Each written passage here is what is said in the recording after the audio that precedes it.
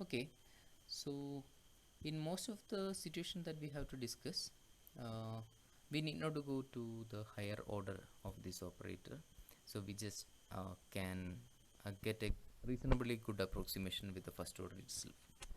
So we will take ui, whatever we got for this operator, as an approximation u tt naught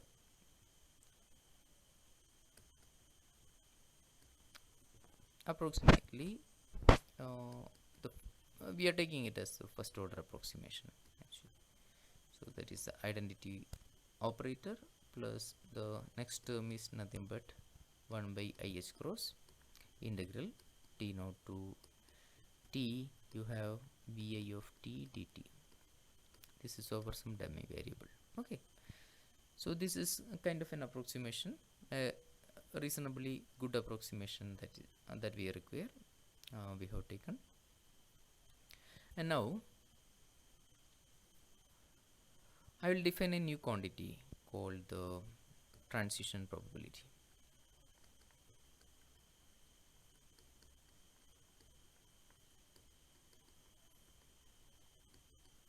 This is something that we have to calculate through this whole process. Okay, what is the transition probability, where this is actually coming here?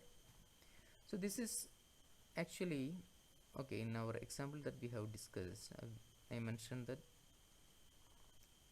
we had a system initially which is not having any change, and at time t equal to t naught, some sort of change, some sort of interaction happened for the system, and that changed the entire system into some weird manner. And after some time, this will after time t equal to t, at this time the interaction has gone, so later onwards it will come back to the original Hamiltonian h naught. So here again h naught, initially it was h naught, finally it was at h naught. The initial state is psi I, and the final state need not to be the same, so this is psi f. Okay, so in between, at this point this was something like psi of t naught, and finally it reached psi of t at time t, and later onwards it is psi of t, and psi of t is nothing but this psi f. There is no change after this point. Okay,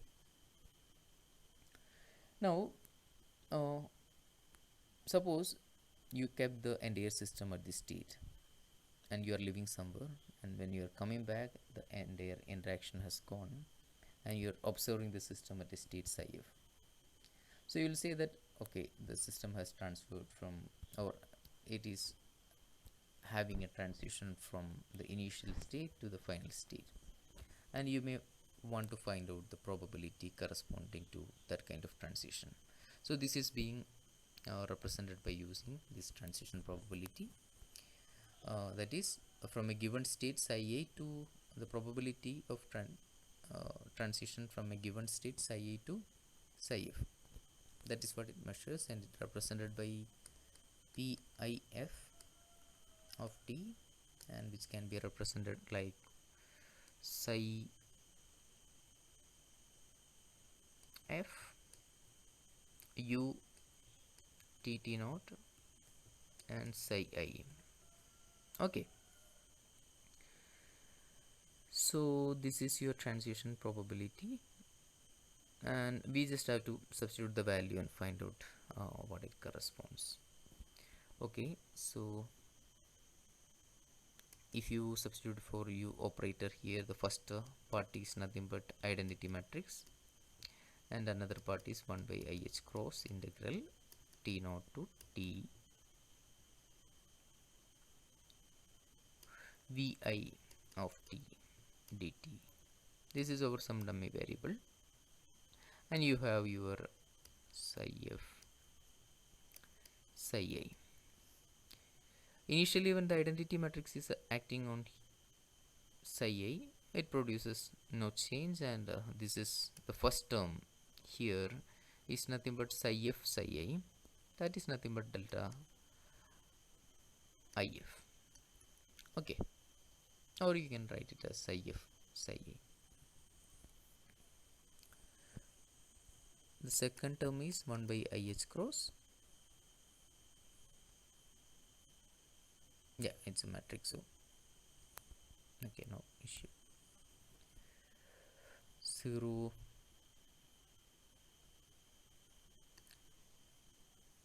t0 to t, we have this psi f acting here,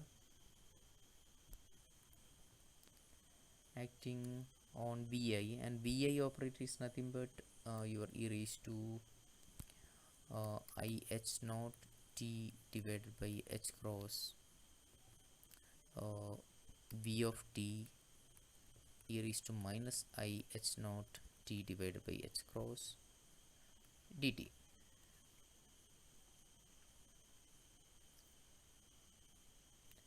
Okay, yeah, dt I'll put later after psi I, and there is dt. Okay, so nothing but I have taken this psi f inside this operator part, and I'm putting the integration over there. Okay, so now just supply this operator, first operator over psi f. It produces something like I by h cross, sorry, 1 by IH cross t naught to t. This is going to be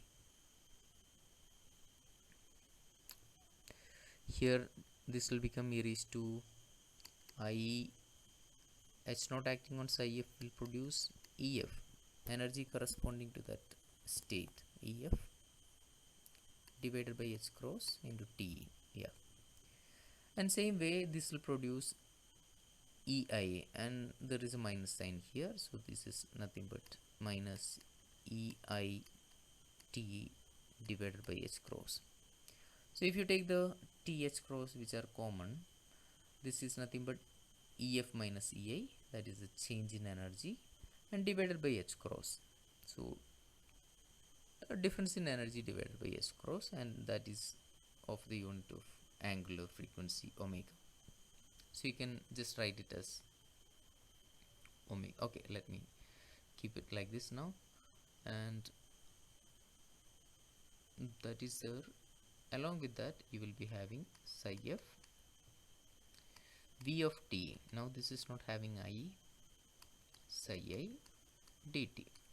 Okay, so the first quantity here, this will become, this is actually delta ij plus 1 by IH cross integral t naught to t psi f v cap of t psi I into e raised to I omega, I call this IF, the transition frequency t dt.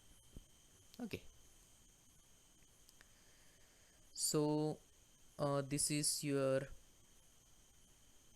sorry, this definition whatever I kept is actually having a square. Okay, this is actually square, and right now here I'm not taking the square. This is nothing but psi f u cap. Okay, you write that time dependence psi a. So this is the thing that we expanded now. So to find out the probability, transition probability, we have to take the square of that term. Okay, and as long as this is a not orthonormalist, okay, whenever your initial and final state psi I is not equal to psi f, delta ij is going to be 0. It is nothing but 0. Then your probability of transition, or transition probability Pij, is nothing but square of this quantity.